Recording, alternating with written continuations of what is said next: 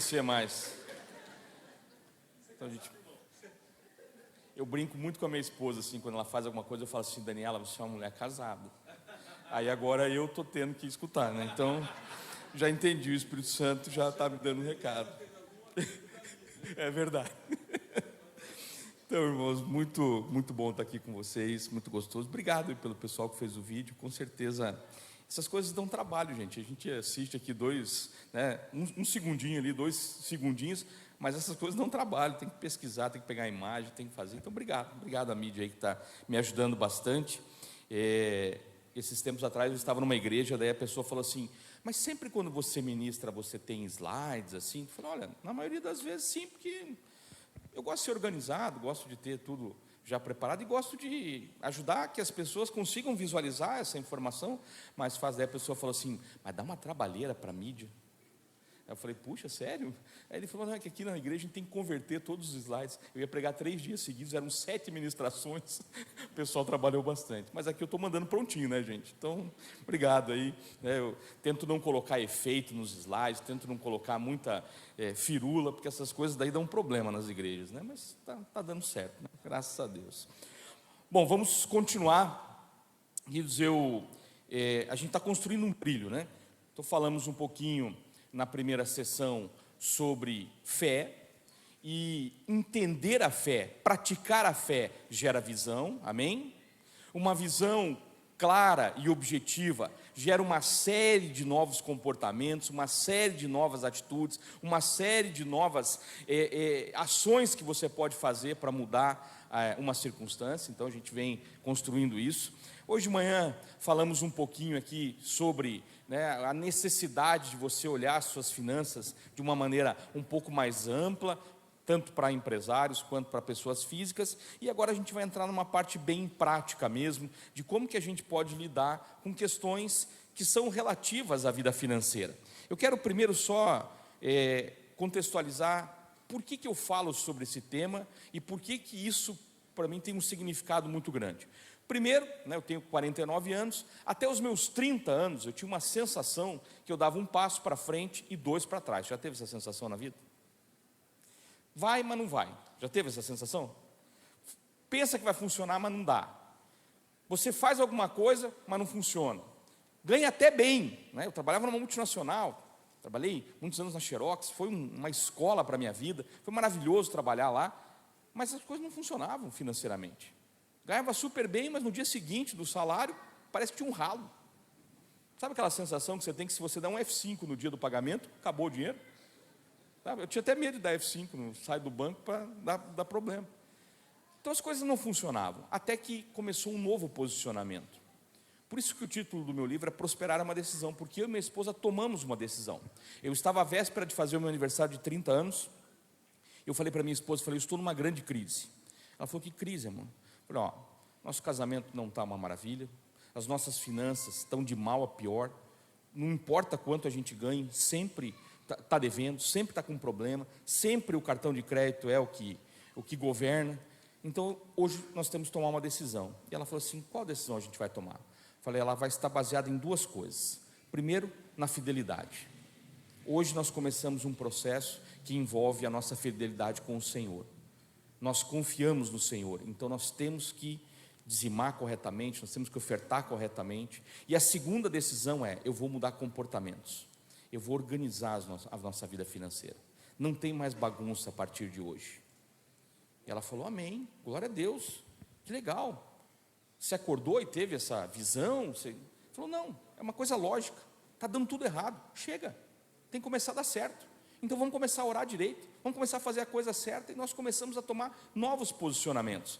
E muito do que eu vou contar para vocês aqui tem a ver com os posicionamentos que nós tomamos lá atrás, e hoje vivemos o melhor da nossa vida conjugal, o melhor da nossa vida como pais, o melhor da nossa vida financeira, porque Deus foi transformando e restaurando todas as coisas a partir dessas 2 decisões que nós tomamos. A primeira tem a ver com fidelidade, que eu vou falar mais amanhã de manhã, e a segunda decisão que tinha a ver com organização, que é o que eu vou falar nessa sessão agora. Amém? Queridos, fazendo um devocional um bom tempo atrás na minha vida, o Senhor me mostrou um versículo, e eu fui entender o contexto daquele versículo, fui discernir a palavra, fui estudar aquilo, e o Senhor me trouxe algo muito precioso. Todas as vezes que você decidir organizar alguma coisa na sua vida, ela tende a fluir. Preste atenção. Toda vez que você organizar algo na sua vida, aquela área tende a fluir. Seja na saúde, seja no casamento, seja na criação dos filhos, seja na questão financeira. Tudo que você imprimir um ritmo de organização, tende a fluir melhor, tende a funcionar melhor, tende a melhorar. De onde que eu tirei isso? Veja que interessante. Pode colocar, por favor, os slides ali. Nós vamos discernir o mesmo versículo em 3 versões. Uma das técnicas para você discernir a palavra de Deus é estratificar de outras versões o mesmo versículo, para você poder entender o que o versículo está comunicando, né? Então, Provérbios 21:5, na Almeida revisada e atualizada, diz assim, os planos. Se o versículo está falando os planos, é porque existe algo, né? Não é só uma ideia, senão estaria escrito ideia. Então, o plano significa que existe alguma coisa que está previamente elaborada. Segundo, do diligente. Quem é diligente? A pessoa que é responsável, chega no horário, né? Se está marcado 7h30, chega às 7h15. Aí, né? A gente aprende também. Você acha que a gente não aprende? Já vou adaptar essa, né? O plano do diligente, o diligente é aquele que faz as coisas com rapidez, com preparo, com cuidado, com qualidade, antes do tempo, não é procrastinador. Olha quanta coisa está dentro desse versículo, né? Então, os planos, ou seja, aquilo que já está previamente escrito, daquela pessoa que é diligente, que é responsável, tendem à abundância. Poxa, não é nem uma certeza ainda. Olha que interessante. Por que tendem à abundância? Porque estão ligados diretamente às suas atitudes individuais. Olha que interessante. Está disponível os planos, ser diligente e abundância. O tende é com você. O extraordinário sempre vai ser do Senhor, amém? Mas o que você tem que fazer, querido, é você que tem que fazer.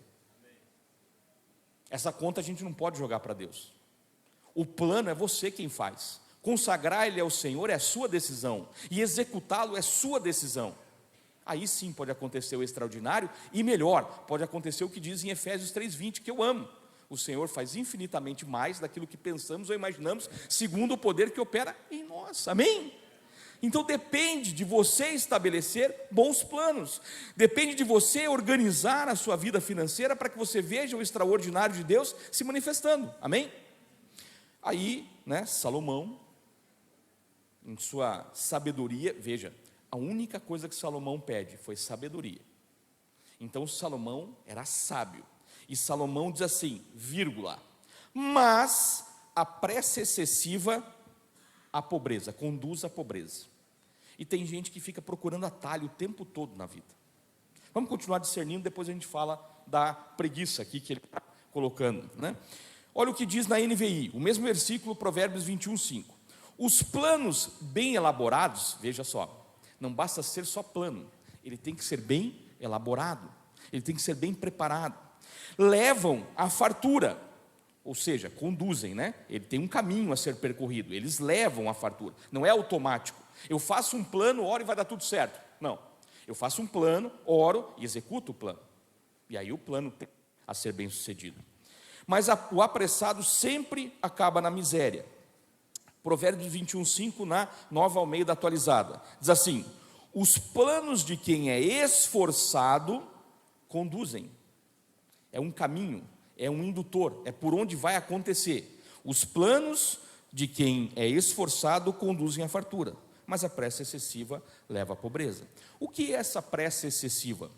É quando nós tentamos achar um caminho para algo que precisa ser construído da maneira certa. Às vezes você pensa em financiar um imóvel ou comprar um carro e você não faz um plano bem elaborado para isso. Você vai pelo caminho mais fácil. Qual é o caminho mais fácil? Financiamento. Entrar na concessionária, entregar uma conta de luz, CPF e RG e orar. Senhor, que dê certo. Que aprove o meu crédito, depois eu não vou fazer mais nada errado. Né? Quem nunca? Já fiz isso, irmão. Fica tranquilo. Já perdi carro porque eu não pude pagar. Tive que entregar um carro uma vez porque eu não consegui terminar de pagar. Então eu entendo a dor do que eu estou falando aqui. Algo que eu vivi na minha casa. O despreparo financeiro que eu tinha era muito grande. Deus me dava a oportunidade de trabalhar e eu conseguia desperdiçar. Até que eu conseguia aprender. E graças a Deus estou podendo transbordar isso na vida de vocês, amém? Então veja, discernir a palavra de Deus é super importante. Existe uma diferença bem grande, querido, entre entendimento, né, conhecimento e discernir. Existe um abismo de diferença entre essas duas coisas. O que é conhecimento? Saber que tomate é uma fruta. Sabia disso? Tem gente que nem essa parte sabia, né? Conhecimento é saber que tomate é uma fruta. Discernimento é entender que se você picar o tomate e jogar na salada de fruta, você acabou com a salada de fruta.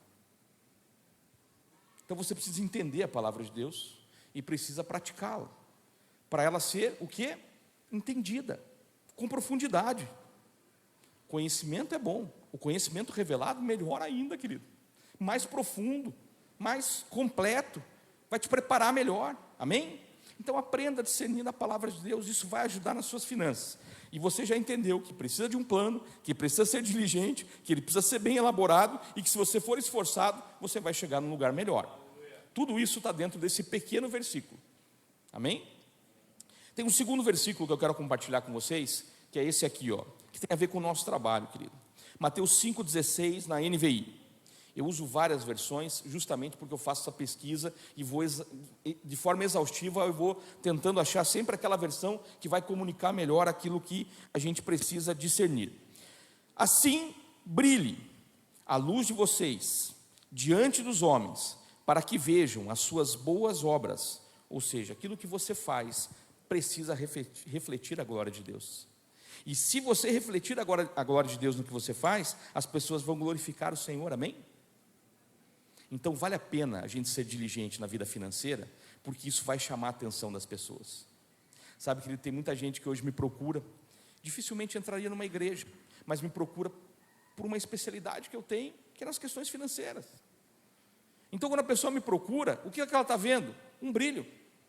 E normalmente a pessoa vai me perguntar, cara, mas o que tem de diferente na sua vida, além desse conhecimento aí que você adquiriu? Aí eu vou discernir para ele a palavra. Não preciso falar os versículos, consigo fazer uma palestra inteirinha sem falar um único versículo nominal, mas coloco ele dentro de todas as coisas que eu faço. Quando eu comecei a dar aula na faculdade, eu pensei, puxa, se eu for dar aula e colocar os versículos, né, vai ficar meio complicado. E nem era essa época que a gente anda vivendo hoje, né?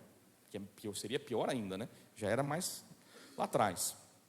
Aí eu dava as minhas aulas e no final, vira e mexe, chegava um aluno e falava assim, ei, você é crente, né? Eu falei, mas como, cara? Não falei um versículo. Ele, tua aula foi só versículo. Eu falei, pois é, mas eu só sei ler a Bíblia. Para mim esse manual é melhor. E todas as profissões estão dentro da Bíblia. Você crê nisso? Amém? Vou contar uma experiência para vocês sobre isso. Um dia eu estava falando sobre esse tema e falei, todas as profissões estão na Bíblia. E citei alguns exemplos e tudo mais. E aí terminou lá aquela ministração que eu estava fazendo. Veio uma moça com um casal mais de idade, então imaginei que eram os pais dela, e ela falou assim, olha, você falou na sua palestra que todas as profissões estão na Bíblia, mas a minha profissão não está. Já li a Bíblia 3 vezes e nunca vi a minha profissão na Bíblia. Falei, sério? Aí pensei comigo, né? Falei, que enrascada eu me meti agora, né? Aí falei, Espírito Santo, já começa a me ajudar, por favor, né? Não me deixa nessa, né? Eu falei, qual é a sua profissão? Ela falou, sou médica sanitarista. Eu falei, como que não está na Bíblia? Aí ela falou, não está. Eu falei, ué, mas lá em Deuteronômio fala sobre as fezes que precisavam ser feitas fora do acampamento e que os soldados deveriam portar inclusive uma pá na sua vestimenta de guerra para poder cavar um buraquinho e esconder. E aí ela começou a chorar. Eu falei, meu Deus, que besteira que eu falei, será que não está na Bíblia isso? Daí me apavorei, né? Falei, cara, será que eu li isso em algum livro e achei que estava na Bíblia? Porque de vez em quando a gente entra em umas piras, né? E aí eu olhei para o pastor encheu o olho de lágrimas. Aí eu olhei para o pai e para a mãe da menina, também estavam chorando. E eu falei, gente, que besteira foi essa que eu fiz? Daí, eles se recomporam ali. Falei, gente, o que aconteceu? Me ajuda aqui. Daí o pastor, não, isso está lá em Deuteronômio 23, versículo 17. Eu falei, é isso mesmo, só não lembrava o endereço. Daí a menina parou de chorar e falou assim, olha, hoje eu vim aqui nessa igreja, faz 20 anos que os meus pais querem me trazer de volta para cá.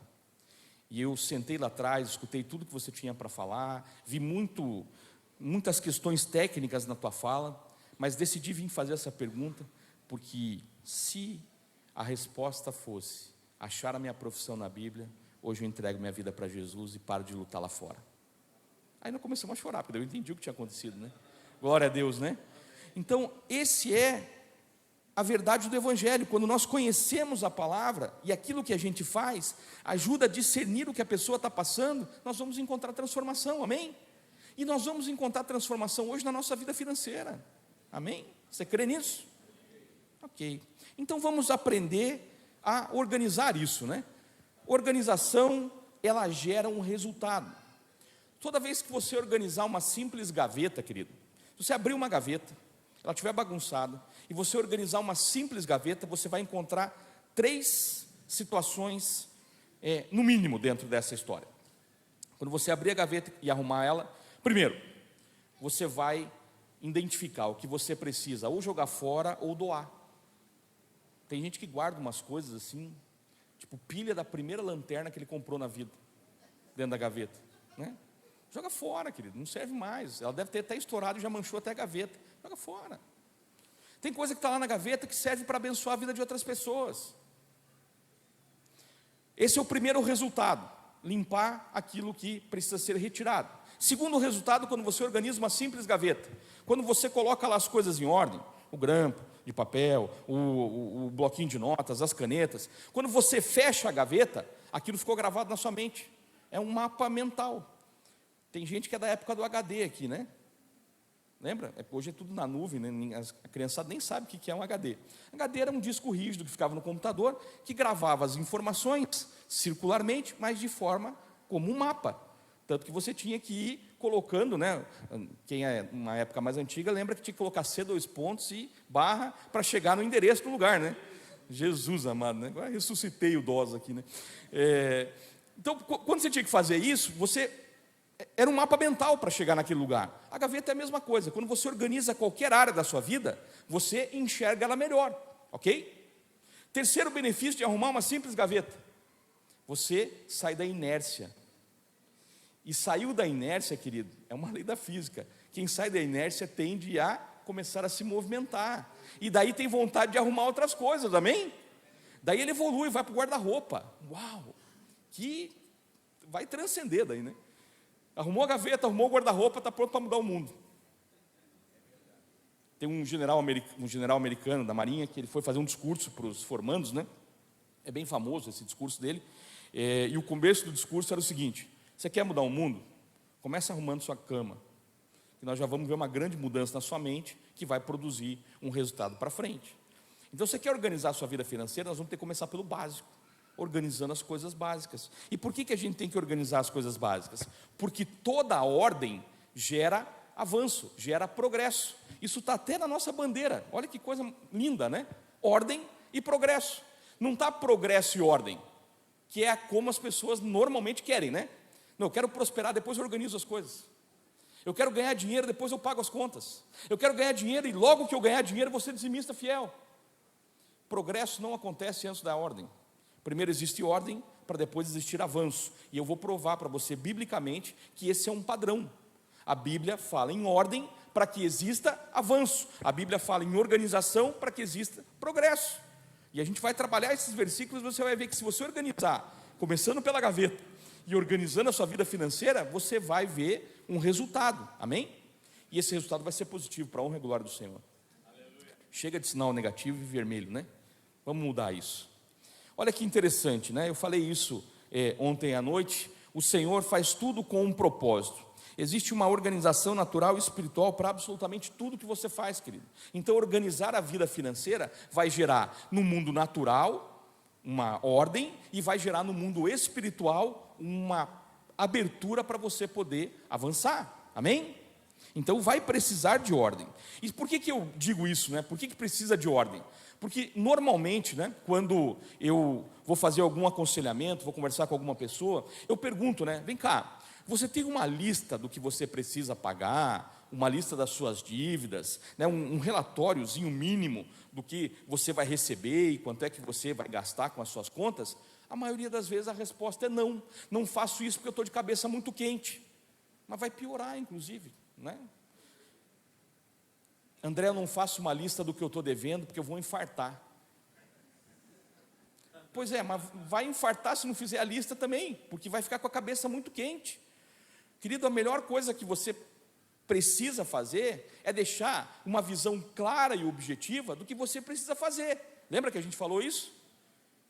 Então, para fazer isso, eu preciso colocar no papel muitas vezes. Quanto eu devo? Para quem eu devo? Como eu negocio as dívidas? Como eu faço para, né, quando eu fiz a minha primeira lista, quando eu tinha lá uma vida extremamente endividada, eu fiz uma primeira lista, e eu lembro que eu me assustei com aquilo, falei, mas eu vou dar passos, e eu comecei a ligar para as pessoas, né, e dizer, olha, eu devo para você, mas eu vou pagar, e aí tinha até uma pessoa que me falou assim, olha, eu tenho certeza que você vai me pagar, eu falei, mas por quê? Não, porque você é a única pessoa que me liga para dizer que vai pagar, né?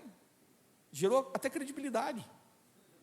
É interessante, querido, você precisa começar a organizar a sua mente igual a gaveta. Nós precisamos colocar no papel aquilo que a gente deve, aquilo que a gente precisa pagar, e quais são as estratégias que nós vamos orar para que o Senhor possa nos dar, né, a forma correta de fazer aquele pagamento. Não é diferente quando fala com o empresário, né? Olha, vem cá, como é que está a tua margem de lucro, os dados básicos do negócio, margem de lucro, DRE, né? De manhã eu brinquei aqui, né, que eu uma vez falei para um empresário, falei, aí, você tem DRE? Ele falou, não, só TDAH mesmo, né? Aí eu falei, não é uma doença, né? DRE é um princípio de contabilidade, administração. Aí eu mudei a palavra, né? Eu falei assim, não vou mais perguntar se a pessoa tem DRE, porque daí parece, né? Eu vou perguntar se a pessoa usa, né? Aí um dia eu falei para um outro rapaz, falei, você usa DRE? Ele falou, não, essa medicação não. Eu falei, não é isso, né? Tem a ver com contabilidade. É que nós precisamos aprender a escrever as coisas, querido. Sem organização não há avanço. E a gente vai ver a vida de homens e mulheres dentro da Bíblia totalmente pautados por ordem, organização, que geraram um grande avanço, que geraram uma grande transformação, não só na nação de Israel, mas até hoje nas nossas vidas, amém? Tem histórias, né, que estão relatadas dentro da Bíblia, que até hoje tocam a nossa vida, justamente porque foram organizadas e geraram progresso, que geraram avanço.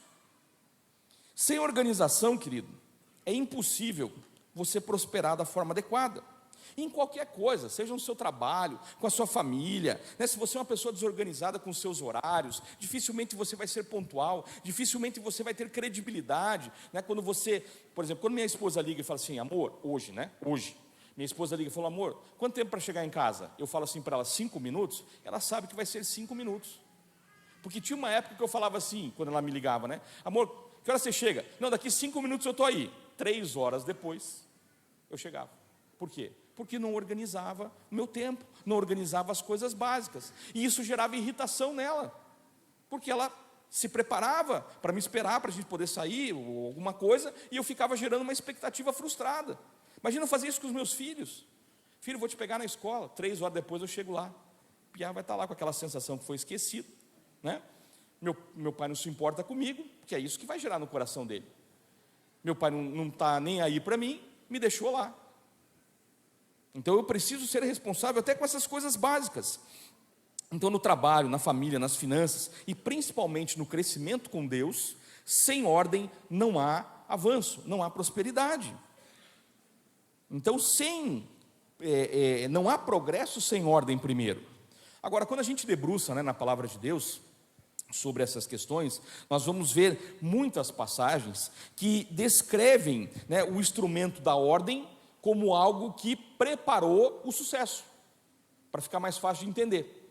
E eu vou usar aqui alguns exemplos, começando, né, por um que é bem clássico, que é a reconstrução do muro de Israel. Neemias fica sabendo que o muro foi derrubado, fica triste com aquela situação, ele não morava mais lá, ele era escravo, ele estava trabalhando para um rei, né, ele estava lá cativo, e ele fica sabendo que o muro foi derrubado, fica triste com aquilo, ora, ele chora, né, falamos de manhã sobre o tempo de choro, ele chorou, ele orou pedindo estratégias para Deus. E por que eu sei que ele pediu estratégias? Porque ele foi ousado em pedir ao rei duas coisas tremendamente difíceis de conseguir. Primeiro, ele consegue a liberação do rei para ir lá ajudar a reconstruir o muro. Querido, ele era escravo. Você acha que um escravo tem chance de falar: Senhor, dá para o Senhor me liberar? Então ele estava inspirado por Deus. Eu sei que ele trabalhava alegremente no que ele fazia, com muita dedicação. Por que eu sei? Porque a palavra fala que quando ele chegou para trabalhar no dia seguinte, o rei pergunta para ele: ei, Neemias, o que aconteceu? Por que você está triste? Significa que os outros dias ele trabalhava bem. Você concorda comigo? A ponto do chefe perceber que ele não estava bem, é porque nos outros dias ele trabalhava diligentemente bem. Quando o chefe percebe que ele não está bem, pergunta: Neemias, o que aconteceu? Ele fala: olha, fiquei sabendo que os muros da minha nação estão derrubados. E aí o chefe pergunta: o que você gostaria de fazer? Aí ele faz dois pedidos. O primeiro, praticamente impossível de acontecer: o senhor pode me liberar um tempo para que eu vá lá e ajude a reconstruir o muro? Aí o rei, ao contrário do que a gente imagina, porque ele estava inspirado por Deus, então eu creio que houve ali uma intervenção do Senhor, e o rei fala assim: olha, gostei, é um bom projeto esse aí, pode ir lá, eu te libero. Aí ele, tomado por ousadia: tem condições do senhor me dar uma carta, primeiro, para que eu passe pelos outros reinados de forma rápida, e segundo, o senhor pode me dar uma carta para que eu entregue para o Asaf, que é o guardião da floresta, para ele me dar toda a madeira que eu preciso para reconstruir o muro? Uau! Estratégia gerada em oração. Em oração foi gerada uma visão, a visão de reconstruir o muro. Para reconstruir o muro ele precisava de duas coisas: a liberação do rei e toda a provisão para reconstruir o muro. Esse é o contexto. Daí vamos para a questão técnica da coisa. No primeiro dia, Neemias identificou o que aconteceu. Ele viu que precisava ser feito, percorreu o muro. Veja, você vai encontrar agora os princípios modernos da administração: planejamento, organização, direção e controle. Lembra disso, pastor? Né? Digamos, a espinha dorsal do curso é essa, não é? Planejamento, organização, direção e controle. Aí quando alguém me falava que fulano é o pai da administração, eu falava: não, já estava na Bíblia faz tempo isso aí já. Olha aqui, ó. Ele identificou, ele organizou os recursos, estabeleceu como as tarefas precisavam ser feitas e a obra foi concluída. Então ele tinha organização, porque ele tinha um recurso e precisou motivar o povo para fazer aquilo. Depois ele tinha o planejamento, ele foi lá, olhou o que estava acontecendo em volta do muro, percorreu o muro à noite, conversou com o povo e disse: vai ter que trabalhar cada um na frente do seu lote, na frente da sua casa. Todo o sistema construtivo de grandes proporções até hoje na humanidade são baseados na técnica que Neemias desenvolveu: construa por lote. Vai construir uma grande estrada, como é que funciona? A empreiteira tal constrói do quilômetro tal ao quilômetro tal, né? Aí outra empreiteira constrói do quilômetro tal até o quilômetro tal. Saiu do nada? Não, saiu da Bíblia, amém? O sistema moderno de construção de grandes projetos são baseados no grande projeto que Neemias concluiu, porque não era fácil reconstruir o muro. Esdras já tinha tentado reconstruir o muro muito tempo antes e não tinha conseguido. E olha que interessante, Neemias conseguiu concluir essa obra em apenas 52 dias. Então veja o que acontece aqui, Houve, portanto, o estabelecimento de ordem e organização, para que houvesse então o progresso. Qual foi o progresso que aconteceu? Qual foi o progresso? Primeiro, muro reconstruído, nação reorganizada, porque assim que reconstruiu o muro, chamou de volta, em Números você vai ver o povo sendo chamado de volta para voltar. Nação reorganizada e ajuntada, novamente, o povo restaurado, o ânimo e a coragem foram estabelecidas ali pela reconstrução do muro. Então, ordem gerou progresso. Conseguiu entender? É um padrão. E agora nós vamos ver outro texto que demonstra que isso tem um padrão. Primeiro você organiza, depois você vai ver o progresso. Olha o que acontece, né? Nas multiplicações dos pães. Acontecem 2 vezes na Bíblia, exatamente da mesma maneira, começo, meio e fim. Então é um padrão. Você concorda comigo? Se acontece exatamente igual, tem a mesma direção e termina no mesmo resultado, é porque é um padrão. Qual é o padrão que a gente consegue perceber na multiplicação dos pães? Porque nem era uma questão de recurso, tá? Porque os apóstolos perguntam, tá, mas onde é que a gente vai comprar pão uma hora dessa? Onde é que a gente vai arrumar, né, uma padaria para comprar o pão agora nessa hora? Não. Primeiro, existe um insumo, né? Jesus dá uma ordem, faz o povo se assentar. Organização. Organiza as pessoas em grupos, coloca as suas famílias juntas, para que fique mais fácil para a gente distribuir o pão. Um princípio logístico. Vamos organizar o pessoal sentado. Depois há, de fato, o milagre. O extraordinário acontece, a multiplicação. Quando termina a refeição, o que Jesus ordena? Nas 2 vezes, junta o que sobrou. Para jogar fora? Muito provavelmente não, para outra refeição. Isso serve para aqueles que dizem que comida requentada não presta, né? Olha que dado terrível. Você sabia que todos os anos, e esse dado é de 2019, ele não foi atualizado ainda, porque ele vai piorar muito por causa da pandemia. Porque a pandemia gerou muita embalagem para ser jogada fora. Sabia disso? Muita comida pronta foi vendida e vai piorar essa estatística. Essa estatística até 2019 dizia assim, ó, todos os anos cada brasileiro joga no lixo mais de 41 quilos de comida. Cada brasileiro, hein? Uma casa então com 5 pessoas, 4 pessoas, joga bastante lixo fora. Joga bastante comida no lixo. Isso é falta de organização, querido. Você, quando vai ao supermercado, você precisa organizar até o que vai sobrar na sua casa. Não adianta você comprar coisas que você já sabe que não vai ser consumida naquele tempo, para depois você ter que abrir a geladeira e jogar fora. Isso é um princípio econômico. Você precisa fazer o melhor, né? Um princípio administrativo do dinheiro, né? Você precisa ser eficiente com o dinheiro. Você precisa fazer o melhor que você pode com o recurso que você tem. Então você tem que comprar melhor e gastar menos. E cuidar para que as coisas não se estraguem. Uma vez eu conversando com a minha esposa, falei assim, amor, é melhor você parar de comprar a quantidade de frutas que você compra. Ela, não, amor, mas é tão bom a gente ter frutas em casa. Eu falei, mas a gente não come. Elas estragam. Compra um pouco menos. Ou incentiva o consumo. Ela falou, como incentiva o consumo? Eu falei, vou dizer uma coisa que você não vai querer escutar. Ela falou, o quê? Eu falei, corta. Aí ela falou, como assim? Eu falei, as crianças não comem porque a gente não corta. Acorda todo mundo, né, para ir para a escola. Todo mundo lá em casa sempre estudou de manhã. Acorda todo mundo para a escola. Você acha que alguém vai descascar uma laranja? Agora, se você descascar a laranja, ou eu descascar a laranja, a gente cortar ela e deixar no prato, você quer ver que eles vão consumir? Ela, duvido. Eu falei, vamos fazer o teste. Ela falou, por que você acha isso? Não, porque na casa da minha mãe era assim. Eu acordava de manhã e já estava cortado. Ela falou, não acredito. Eu falei, era desse jeito. Eu falei, vamos fazer o teste? Vamos. No dia seguinte, nós cortamos a banana, cortamos a maçã, cortamos a laranja. E aí perguntamos, crianças, vocês querem? Ah, claro! Pá, todo mundo comeu. Porque estava pronto para o consumo. Então, ou você desenvolve uma estratégia, ou para de comprar. Porque senão você vai desperdiçar, vai estragar. Ok? Coisas simples, mas funcionam. Então, da onde que a gente tira isso? Desse versículo. Esse versículo demonstra que há um padrão. Organiza primeiro, depois vem o milagre, e ao vir o milagre, não desperdice. Deus não gosta de desperdício, querido. Deus não gosta de desperdício. Quer ver como é um padrão também? Na viúva do azeite, lá em 2 Reis, quando o azeite vai multiplicando. Quando chega o filho fala assim, mãe, acabou as vasilhas. O que aconteceu? O azeite parou, porque Deus não lida bem com o desperdício. Aí você pede um aumento de salário. Para quê?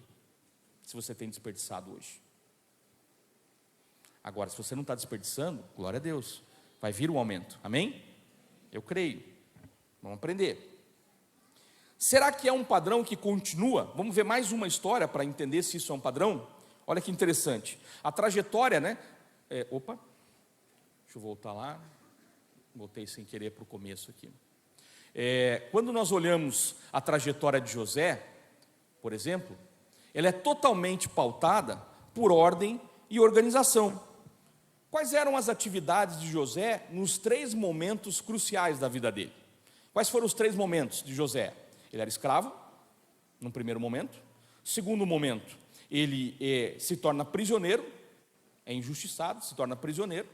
Num terceiro momento, ele vira chanceler do Egito. Ele vira uma pessoa, um funcionário público de alto escalão, que resolve um grande problema da humanidade naquele momento. Então são três momentos. Será que nos 3 momentos aconteceu a mesma coisa? Será que teve ordem primeiro para depois existir avanço? Vamos ver aqui, ó. Lá em Gênesis 39:1, quando ele é escravo, olha que interessante o que a palavra fala. Não vou ler o texto inteiro, até porque é uma história bem conhecida, mas se você ainda não conhece os detalhes da história de José, deixa eu te falar, leia como um livro de gestão estratégica. Leia o livro de Gênesis, a partir do versículo 39, como se você estivesse lendo um livro de ferramentas de gestão estratégica. Você vai descobrir coisas preciosas dentro da palavra de Deus. E olha que interessante. O Senhor estava com José, versículo 2. O Senhor Deus estava com José, que veio a ser um homem próspero, estava na casa do dono egípcio, Potifar. Potifar viu que o Senhor estava com José, e tudo o que ele fazia, ordem, o Senhor prosperava em suas mãos, progresso. Primeiro ordem, depois progresso. Ok? Vendo isso, pois José, por mordomo, ou seja, administrador, de sua casa, lhe passou às mãos tudo o que tinha. Não tinha nada restrito para José, a não ser a esposa, evidente. E José era uma pessoa íntegra. Olha o que acontece com José quando ele se torna prisioneiro. Ele é injustiçado.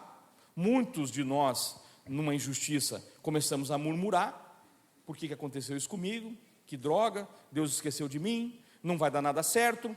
José não fez isso. José foi para dentro do cárcere e fez o quê? Olha lá, o carcereiro, versículo 22, 39, Gênesis 39, versículo 22, diz assim, ele confiou às mãos de José todos os presos que estavam no cárcere. E José, olha o padrão, e José fazia tudo o que se deveria fazer ali. O carcereiro não se preocupava com nada do que tinha que ser entregue às mãos de José, porque o Senhor estava com ele, e olha o padrão, e tudo o que ele fazia, ordem, o Senhor prosperava. Amém? Uau, 2 vezes. É um padrão. Mas tem uma terceira ainda. Na história de José tem mais uma etapa. Quando ele se torna chanceler. Quando ele interpreta um sonho, tem todo um contexto envolvido nessa história, ele é inspirado por Deus, ele chega diante de Faraó, Faraó fala do sonho, ele interpreta o sonho, e aí Faraó fala, tá, mas e aí? O que a gente faz agora? Aí José cria a própria qualificação do emprego para ele mesmo. É como sentar com o RH e falar assim, vamos criar a vaga, depois você olha para mim e vê se eu sou o candidato certo. Maravilha, né? Imagina você fazer uma entrevista de emprego assim, mas não está precisando de ninguém, não, mas senta aí, eu vou te explicar. Monta a vaga e você vai ver que você precisa de mim. E aí José começa, vou ler aqui, olha só. Agora, pois, Faraó, ele fala, já está dando o conselho, lá em Gênesis 41. Agora, pois, Faraó devia escolher um homem ajuizado e sábio. Olha que interessante. E encarregá-lo de dirigir a terra do Egito. Ele já está criando até o plano de pagamento para ele, O Faraó devia fazer isso e pôr administradores, olha a palavra falando de novo, mordomo, administrador, olha como tem tudo a ver com o que nós estamos falando. Pôr administradores sobre a terra, recolher a 5ª parte do fruto da terra do Egito, ou seja, da colheita, nos 7 anos de fartura.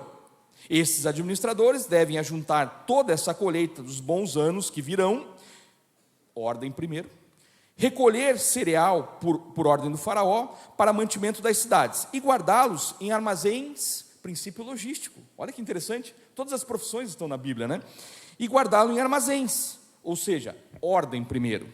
Assim, o mantimento servirá para abastecer a terra nos 7 anos de fome que haverá no Egito, para que a terra não seja destruída pela fome.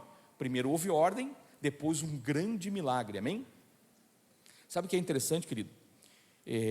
Existe um livro chamado Da Euforia ao Caos. É um livro que tem a opinião de muitos economistas mundiais, e há um consenso que vários economistas desse livro falam que só existe um plano econômico que, se fosse implementado em qualquer época da humanidade, daria certo. É um plano econômico que está lá numa tal de Bíblia. Claro, né, querido? Esse plano foi inspirado por Deus. Esse é o melhor plano econômico que pode existir na história. E por que eu estou falando isso?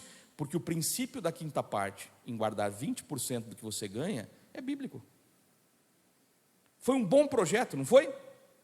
Sabia que se você guardar 20% do que você ganha hoje, por 7 anos, e te acontecer qualquer coisa, e você não puder ter ganho, você vai manter o mesmo padrão de vida 7 anos para frente? Sabia disso? Claro, foi inspirado por Deus, querido. Sempre vai funcionar. Esse princípio funciona. Então veja, primeiro existiu ordem, para depois existir avanço. Agora, como é que eu crio ordem na minha vida? Porque esse é o grande desafio, né? Por isso nós estamos aqui.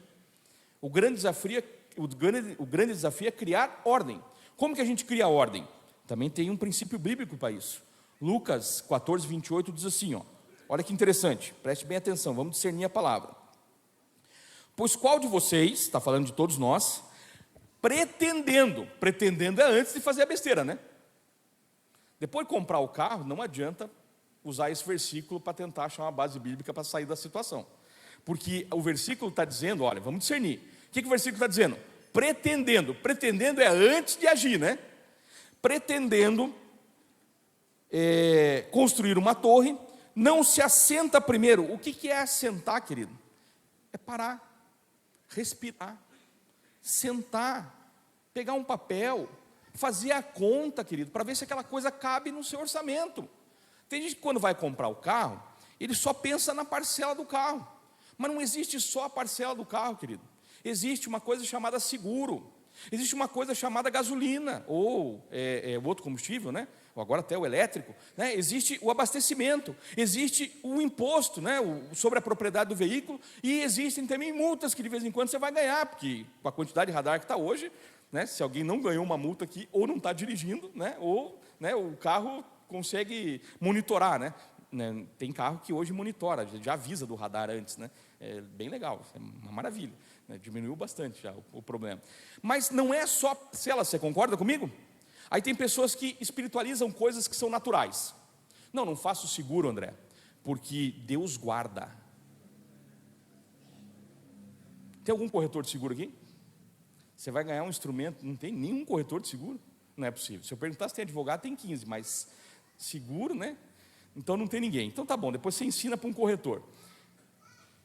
Sabe para que serve o seguro, querido? É assim, quando você bate o carro, e o carro fica todo destruído, e só onde você estava fica intacto, é Deus guardando, amém?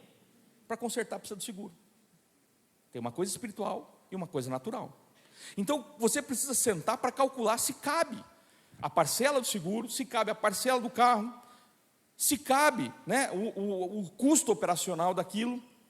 Você tem que avaliar se de repente não vale a pena comprar um carro mais antigo, né? Um Fusquinha, hoje está vintage, né? Não é carro velho mais. Não, né? Quem tem um Fusca hoje é vintage. Uau! Põe uma placa preta, então o negócio dá uma valorizada maravilhosa, né? Não pague IPVA, Fusquinha não paga IPVA. Ah, André, você fala isso porque você não tem um Fusca. Querido, já tive que tomar decisões na minha vida que me fizeram ter carros bem mais econômicos, para não ter que pagar parcela.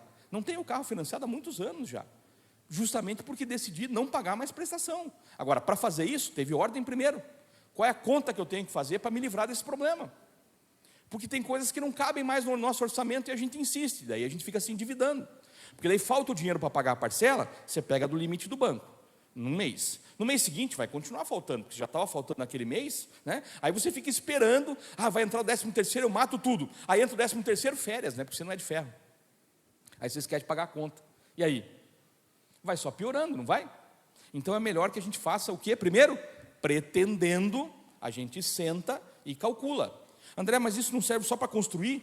Não, tem que olhar o contexto da época. O contexto da época, que Jesus está ali, ele está falando dessa construção como moradia. Mas você tem que analisar para todas as coisas. Eu quero fazer um curso. Quanto custa o curso? Vai impactar quanto no meu orçamento? Vou trocar meu filho de escola. Vai impactar quanto no orçamento? Vou fazer uma viagem internacional. Quanto que isso vai impactar no orçamento? Você não pode dar ouvido para muita propaganda, não, querido, né? Só se vive uma vez. Foi assim que muita gente foi parar no Serasa, né? Você vai. E aí, quando você volta, tem a fatura para pagar. Então, muito cuidado com isso, querido. Muito cuidado. Claro, se você entra numa loja e experimenta uma calça, o que o vendedor vai falar para você? Joel, ficou horrível. Ele vai falar isso para você? Não. Ficou horrível, mas ele vai falar, mas em você, Joel, ficou perfeito, né? Ficou perfeito. Não, foi feito sob medida para você. A calça está lá encalhada, não vende faz 6 meses, mas o Joel entrou lá, vai vender para ele. Porque é assim que funciona, querido. As pessoas são treinadas para vender. É ou não é? Ou estou falando besteira? Funciona dessa maneira. Então nós precisamos aprender a calcular tudo. E a gente faz isso, na nossa casa a gente faz isso. A gente senta e calcula. Vamos dar espaço? Vamos. Um dia nós estávamos fazendo uma conta sobre as nossas férias. E eu falei para minha esposa, amor, será que não compensaria a gente investir num imóvel de praia? Porque nós somos em 5. A gente não consegue ir para um hotel, por exemplo, sem pegar 2 quartos. E daqui a pouco o Vitor cresce, são 3 quartos, não tem mais como ficar. E daqui a pouco a Bia casa, daí vai o genro junto, e vai ficar pior a situação. Então, vamos pensar nisso? Vamos, fizemos a conta. O custo que eu tenho hoje é muito menor do que quando eu saio de férias e gasto num hotel. Conta primeiro, você senta e calcula primeiro. Você senta e faz um rabisco disso. E aí você ora por aquilo, amém? Porque quando você ora sobre esse plano escrito, lembra que nós falamos disso de manhã? Quando você ora sobre esse plano escrito, você começa a ter estratégias do Senhor. E quantas vezes a gente pretendendo fazer algo, depois de fazer as contas, a gente mesmo entendeu que não valia a pena fazer. E quantos nãos nós nos demos para algumas situações que a gente sabia que era muito arriscado. Teve um dia que nós sentamos para calcular uma situação e envolvemos os filhos junto. Falou, gente, vamos sentar aqui, vamos todo mundo calcular aqui, vamos calcular a torre. Aí a gente sentou, discutimos, falamos. Aí minha filha mais velha falou, minha filha do meio falou. O Vitor era bem pequenininho ainda, todo mundo deu uma opinião. No final da história eu falei, vamos orar. A gente já tinha orado no começo, falei, vamos orar, porque esse cálculo não ficou bom para todo mundo. Quando nós terminamos de orar, a gente entendeu que não era para fazer. Depois nós descobrimos que a gente teve um grande livramento. Aquele negócio teve um problema. Você está entendendo por que vale a pena orar primeiro? Quando a gente ora, a gente gera uma visão clara e objetiva do que a gente precisa fazer. E ao sentar e calcular, a gente começa a tomar decisões melhores. Amém? Amém. André, mas como é que toma decisões melhores? Como é que eu posso fazer isso funcionar, né?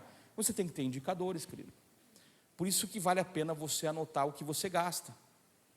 Uma vez eu fiz um rapaz me procurou e falou assim, André, tá bom, você me falou de organizar, ter indicadores, mas como que eu faço isso? Eu falei, olha, você pode fazer numa planilha, você pode fazer numa folha de papel, mas você faz um primeiro relato. Coloca no papel o que você gasta todos os dias. Aí ele falou, vou tentar fazer. Eu falei, se você falar que vai tentar fazer, você já nem vai fazer. Vamos fazer um compromisso? Faz durante 3 meses. Depois você me procura e me diz qual foi o resultado. Mas diligentemente, porque a palavra fala que os planos, bem elaborados, do diligente, tem abundância. Aí eu falei para ele e tal. Passou 3 meses, ele chegou com um caderninho, falou, eu fiz o que você falou. E eu descobri coisas preciosas. Ele falou várias, mas vou falar uma só. Ele falou assim, olha, eu almoçava num restaurante que a empresa pagava o meu alimento, mas a sobremesa eu que pagava. E eu descobri que eu gastava muito dinheiro com a sobremesa, André. Eu falei, como é que você descobriu? Não, porque todo dia eu pegava lá 1 ou 2 bombons e eu pagava lá 4 ou 5 reais cada bombom. E aí eu descobri que se eu comprasse a caixa no mercado, era muito mais barato. Falei, uau! Falei, tá vendo? Um indicador traz uma visão clara sobre o que você está gastando. E aí quando você tem um indicador, a tendência é você conseguir gastar menos e perceber aonde você tem que trazer uma mudança. Aí ele me contou outra, que era do gás, né, da casa dele. Ele falou que ele começou a notar quando o bujão acabava, para ver como é que estava o gasto, né? E ele descobriu que ele tinha períodos que ele gastava mais. E aí eles começaram a tentar entender aquilo, e aí descobriram que se eles comprassem para a pessoa que fazia a limpeza da casa deles uma marmita, a pessoa não usava tanto gás para fazer o próprio alimento lá, que só era para ela, porque os dois trabalhavam fora, os dois comiam fora. Uma atitude simples, querido. Isso deu o resultado do quê? Um bujão no ano. Aí você fala, puxa, André, mas só um bujão no ano? Pois é, faz a conta, querido. Isso aí em 10 anos dá quanto? R$100 que você economiza por mês são 1.200 por ano, provavelmente paga o teu IPTU. Você está entendendo? Coisas básicas, valores básicos, coisas anotadas. É difícil? No começo querido, mas depois fica gostoso. Ou te livra de problemas. Esses dias minha mulher chegou para mim e falou assim, amor, eu queria comprar tal coisa. Aí eu falei assim, gatona, esse mês você já gastou bem. Ela falou, não comprei nada. Porque ela nunca compra nada, querida, é incrível. Eu falei, não, Daniela, né? Daniela, você é uma mulher casada. Vamos olhar a planilha. Ela falou, não preciso olhar. Eu falei, não, vamos olhar a planilha. Aí eu falei, você gastou tanto esse mês passado foi tanto, o ano passado, nessa mesma época, você gastou tanto, o total do que você gastou no ano foi tanto. Ela falou, para, já entendi, não vou comprar. Eu falei, exatamente, aí ó, pegou a visão, entendeu? A planilha te livra de problemas. Tem hora que minhas filhas, né, chegam, pai, eu quero tal coisa. Eu falei, vamos dar uma olhada na planilha. Quando eu falo essa frase, todo mundo já se apavora lá em casa. Já sabe que vai vir, né? Aí eu falo, não dá. Esses tempos atrás eu fiz uma conta, todo ano eu faço uma avaliação, né, eu faço um gráficozinho das minhas despesas, eu faço uma avaliação do que foi o ofensor, o que a gente mais gastou. E aí de vez em quando eu faço uma reunião lá em casa, geralmente de 3 em 3 ou de 4 em 4 meses, e falo, vamos cuidar com isso, vamos cuidar com aquilo, vamos gastar menos comendo fora, vamos comprar menos roupa, vamos fazer isso, dá aquela ajustada, aquilo dura 2, 3 meses, depois tem que reforçar, porque não adianta falar uma vez só, tem que fazer sempre, entendeu? Meu pastor Marciano tem uma frase bem legal, ele fala o seguinte, despesa é que nem unha, tem que cortar com constância, toda hora tem que dar uma revisada. Aí você vai falar assim, André, mas no meu orçamento eu já revisei, não tem nada para eu eliminar. Então está na hora de você ter uma relação melhor com o trabalho para você ganhar mais. Amém?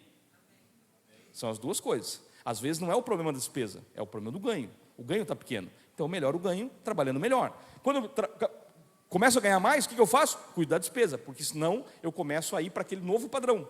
Tem gente que é promovida e ele muda o padrão de vida automaticamente. Não deu nem tempo ainda de ganhar o primeiro salário, ele já mudou o carro e o jeito de vestir, já se endividou, já não consegue mais pagar aquela conta.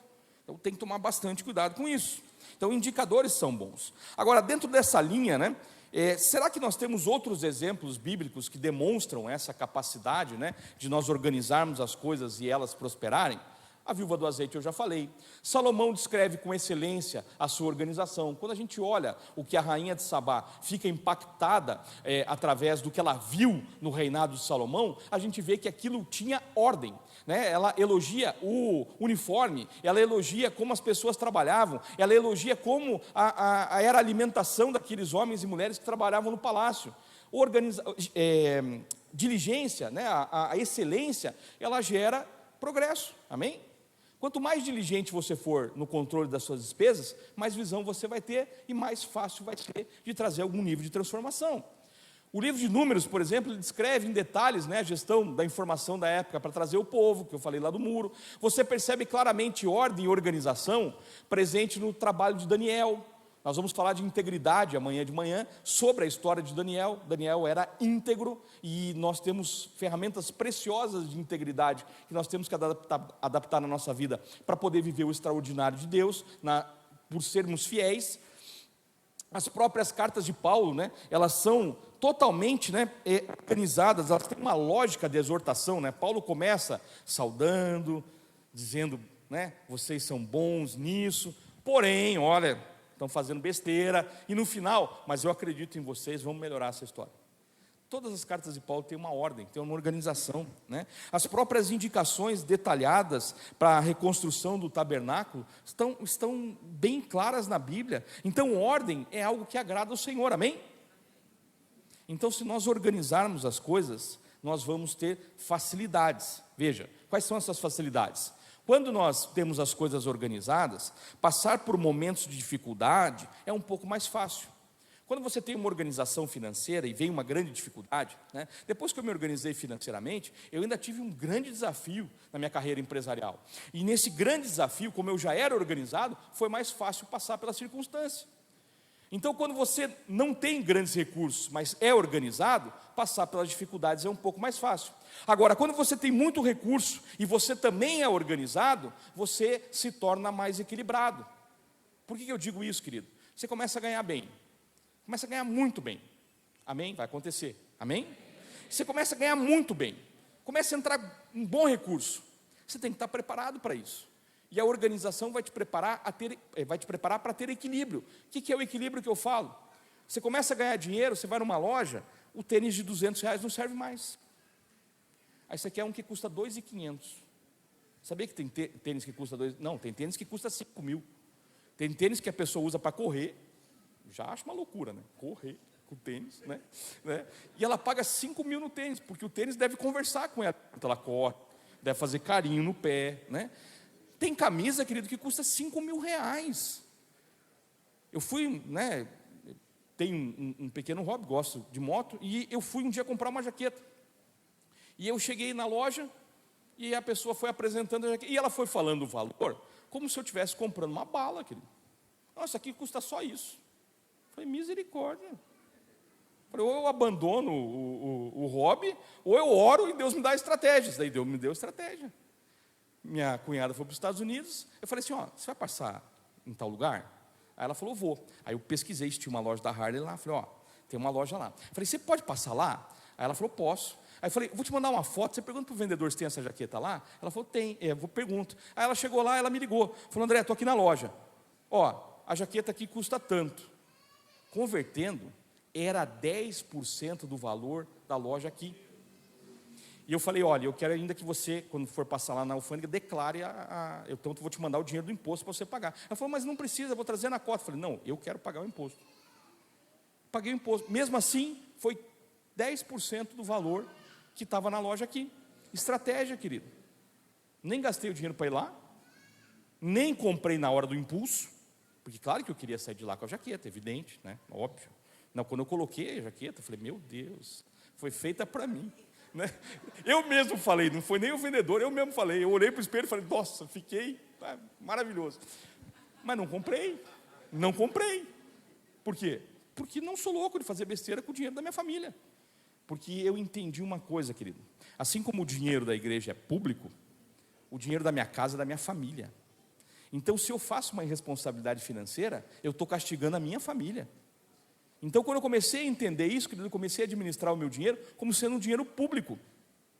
Ele lá em casa, eu preciso prestar contas para a minha família. A minha família tem que confiar que eu estou fazendo uma boa gestão do que está sendo feito. Então, não tem infidelidade financeira lá em casa. O que é infidelidade financeira? É a mulher que vai fazer uma comprinha, né? Ela paga lá, 500 na blusa. Daí ela chega em casa, mas ele fala, quanto custou essa blusa? Não, só 50, estava em oferta. Infidelidade financeira. Aí tem marido que é viciado em tecnologia, né? Não pode sair um celular novo que ele está lá já fazendo planos, né, para trocar o celular. Aí ele chega em casa, não, estava numa oferta, paguei metade do preço. Mentira, querido. Mentira vai te levar para um lugar ruim. Então, muito cuidado com isso. Então, quando você tem organização, passar por momentos equilibrados, passar por momentos bons, te torna equilibrado para não fazer compras malucas. Agora, você concorda com o que eu falei até agora? Não é nenhuma novidade? Você já escutou em algum momento da sua história coisas parecidas com o que eu estou falando. Mas aí a pergunta é, você tem praticado isso? Você tem se assentado para calcular? Você tem planilhado ou relacionado? Não precisa responder em voz alta, mas responda para você, né? Você tem planilhado ou relacionado o que você precisa pagar? Você sabe quais são suas dívidas? Sabe quais devem ser pagas primeiro? Você tem procurado ajuda e conselho, porque é bíblico? Ou você tem conversado com o seu cônjuge e filhos sobre a situação? Ou todo mundo só vai saber quando pintar o oficial de justiça na sua casa? Porque esse é o pior cenário. Você não fala nada, não esconde de todo mundo o que está acontecendo, aí um dia chega uma bomba na sua casa. Uma carta de protesto, um oficial de justiça, uma penhora, um dinheiro que some da conta, daí você tem que explicar, perdi o dinheiro porque tinha um processo judicial de cobrança. Essas coisas acontecem. Quando você receber esse material, querido, porque ele vai ser semeado na sua vida, amém? Responda essas perguntas em casa. Leia o material e responda essas perguntas em casa. Eu tenho praticado? Eu tenho me assentado para calcular? Agora, é claro, querido, que organização é um trabalho árduo, não é um trabalho fácil. Relacionar as despesas no começo é meio chato, é meio cansativo. Chega a dar dor de cabeça, que o cão não quer que você se organize. Então, pode ter certeza que vai dar sono, vai dar ódio, para que eu fui lá escutar aquele camarada? Eu tive que pagar ainda para escutar ele, né? De fazer inscrição. Para que eu fui escutar isso? Vai dar todas essas crises. Mas se você persistir, querido, o trabalho árduo, ele tem um benefício, né? Claro, organização, ela exige, né, disciplina, manutenção, sequência, acompanhamento, verificação, uma verificação constante, uma melhoria, uma análise dessa informação. Mas será que a Bíblia pode responder se vale a pena a gente fazer esse trabalho? Vamos discernir mais um versículo aqui? Olha que interessante. Provérbios 14, 23 na NVI diz assim, ó: todo trabalho árduo traz proveito, mas só falar leva à pobreza. Não, eu acho fantástico, né? Quando eu chegar no céu, você tem esse plano também, né? Amém, né?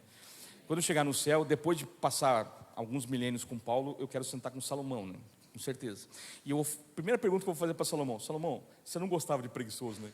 Porque não é possível, camarada, escrever um livro inteiro sempre exortando, né? No final de cada fala boa, exortando, né, quem realmente não faz aquilo que tem que fazer.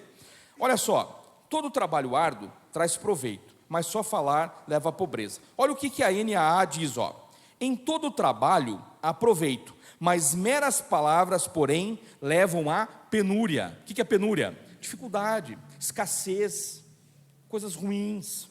E o que é esse falar que a Bíblia fala aqui? O que é esse só falar, porém, né, meras palavras? Que palavras são essas? Eu tenho algumas sugestões dessas palavras. Olha que interessante, né? Talvez você já tenha até dito isso, e nós vamos renunciar a isso em nome de Jesus, né? Um dia eu melhoro. Um dia eu aprendo como administrar. Um dia eu começo a guardar algum recurso. Um dia eu vou dizimar. Assim que eu tiver algo sobrando, eu vou ser um daqueles ofertantes compulsivos. Um dia um cofre cai do céu. Cuidado, né? Se cair na tua cabeça, matou você ainda, né?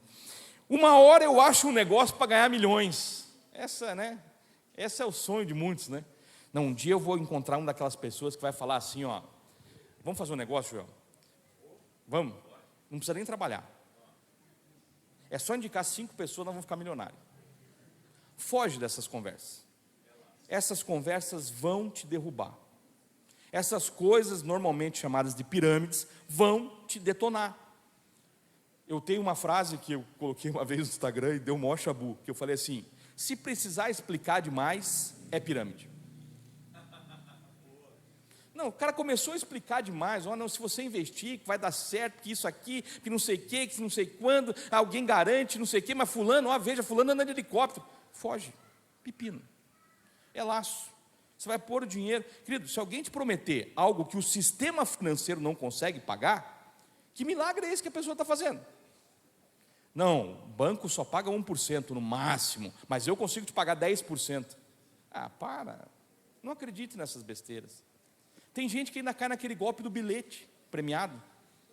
Golpe velho, que não pode nem dar queixa na delegacia, porque vai preso junto, né? Porque é o tipo da coisa que você está fazendo para lesar o outro, né? Então você está em conluio junto com aquele para... Então tem gente que acredita nessas coisas. Teve uma época, por exemplo, talvez você lembre disso, que o pessoal dizia que se você investisse no avestruz, dava 150% de rentabilidade ao mês, não ao ano. Aí eu fui estudar o negócio. Falei, vai que o avestruz se reproduz que nem coelho, porque seria a única capacidade, né, de dar essa rentabilidade. Daí eu descobri que não, tem gestação, tudo, né? Aí você lembra do boi gordo? Era só por dinheiro que você ia ficar milionário. Era só por dinheiro que alguém ia ficar milionário, né? Essas ilusões o tempo todo roubam as pessoas. E as pessoas continuam caindo nessas besteiras porque querem um atalho. Querem achar um caminho que não precise trabalhar. Ficam aqui, um dia vai dar tudo certo. Um dia Deus vai derramar uma unção na minha vida. Um dia eu vou lá, o André coloca a mão na minha cabeça e vai dar tudo certo. Não. precisa ter organização, amém? E a organização gera estabilidade, gera uma visão clara e objetiva que as suas finanças importam para Deus, amém? Porque quando nós entrarmos nas questões espirituais das finanças, você vai entender que existem princípios espirituais que regem as questões financeiras também. Então nós precisamos cuidar da ordem, que é aquilo que nós podemos fazer para que a gente possa viver o extraordinário de Deus, amém? Porque para viver o milagre, querido, pode procurar, pode ler todos os milagres que tem na Bíblia, você vai encontrar um padrão também. Primeiro há uma atitude. A mulher do fluxo de sangue não foi curada estando em casa assistindo novela das 8. Ela foi lá, se meteu no meio. O cego não foi curado enquanto Jesus passava por ele. Ele largou a capa, que era o alvará, para poder pedir a esmola, e ele sai em direção a Jesus para ser curado. O aleijado, que os 4 grandes amigos, que a Bíblia não cita o nome, quando eu chegar no céu eu quero saber o nome deles, porque eles sim foram os caras que viabilizaram o milagre. Eles abrem um buraco no telhado e colocam o aleijado lá numa espécie de elevador. O aleijado sai andando pela porta, os 4 têm que levantar o elevador e consertar o telhado ainda. Os caras foram heróis. Ordem, organização e ação. Aí você vai ver a manifestação do milagre de Deus, amém? Ah, mas eu vou ficar aqui no sofá, confortavelmente. Aliás, tem gente que já tem a cor do sofá. Ele fica tanto tempo no sofá que ele tem a cor do sofá já. As roupas dele combinam com a cor do sofá, porque ele quer sair de casa, mas está pensando no sofá, né? Mas ele fala que não é preguiçoso, né? Quando a pessoa fala que não é preguiçosa, pergunta para ele sobre a segunda-feira. A pessoa cai, né? E ela, eu odeio a segunda-feira. Então vamos acabar com a segunda, o problema vai ser terça daí, né? Porque é o começo da semana. Quando a pessoa defende muito uma jornada de trabalho de 2 dias para folgar 5, tem preguiça envolvida nessa história. Toma cuidado com essas coisas.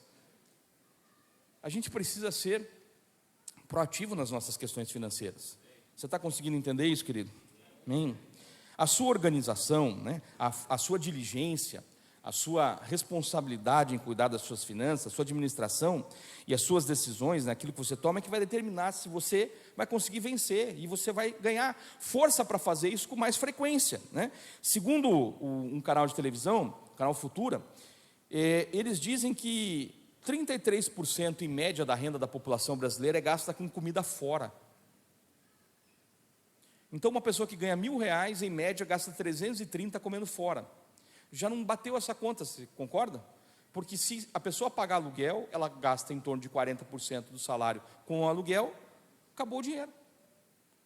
Então nós temos que tomar muito cuidado. Ah, André, mas você não sai para comer fora? Não, saio bastante, gosto, minha família gosta. Mas se eu não puder ir, eu não vou. Nós temos um limite dentro de casa. E esse limite, quem impõe, somos nós. Não o limite do cartão, não o limite do cheque especial. Nem usamos esses instrumentos. Eu tenho, claro, precisa ter para o dia a dia, para alugar um carro, para comprar passagem aérea, eu preciso. Mas não para comer. Porque se eu estiver comendo no crédito, querido, se eu estiver comprando pão do final da tarde no crédito, tem alguma coisa errada já. Já está faltando grana. Ah, André, mas eu compro tudo no crédito que gera pontos. Cuidado com essas estratégias. Há controvérsias, né? Você troca depois 50 mil pontos por um faqueiro, né? Fantástico. Pensa no benefício, né? Muito cuidado com isso. Não, mas eu troco para viajar para fora. Quantas vezes você foi para o exterior e usou as passagens? Pra você pensar, né? Pra você pensar. O Sebrae diz que de cada 10 empresários, 8, 7,7 para mim é 8, né? Não tem 7 seres humanos, 7, né? São 8. De cada 10, 8 nunca fizeram um curso de finanças. Você já saiu dessa estatística, amém?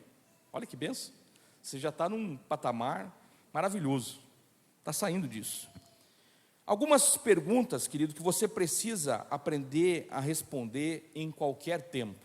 E elas são simples de serem respondidas, mas elas vão determinar se você tem organização.